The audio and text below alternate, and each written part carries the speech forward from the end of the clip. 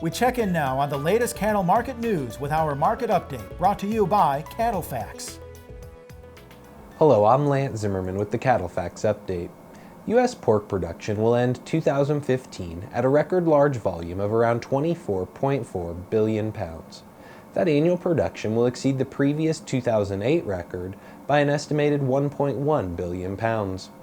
The increase is even more impressive considering 2014 pork production was the smallest since 2010. The PED virus decimated market hog inventories and caused production declines relative to the previous year throughout the second and third quarters of 2014. During that time, hog producers were trying to grow farrowing operations and increase market hog inventories. But the virus undermined those efforts until producers adjusted health management practices to better control the virus. Once the effects of the outbreak were mitigated, herd expansion efforts were more apparent and additional hogs reached the market in 2015. Market hog slaughter increases came quickly as producers increased the marketing pace, and carcass weights declined as much as 5 pounds relative to year-ago levels as days on feed were reduced. However, the weight declines could not offset the seasonal increase in fourth quarter market hog slaughter. Weekly production exceeded 500 million pounds each week for the first time on record in November and has remained above that threshold each week outside of the Thanksgiving holiday.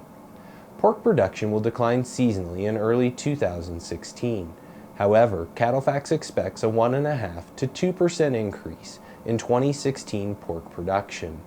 Hog slaughter is forecast to increase 1 to 2%, while carcass weights are expected to increase by less than a pound.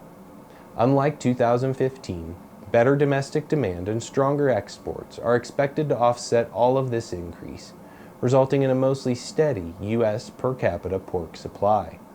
That should allow hog and pork prices to be steady to higher next year, which should be welcome news to U.S. cattle producers.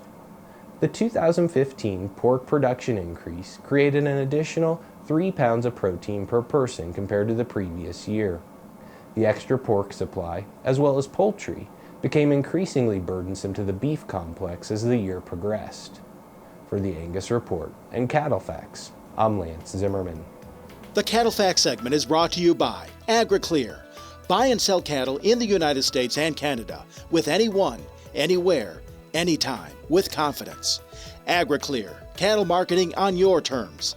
Visit www.agriclear.com.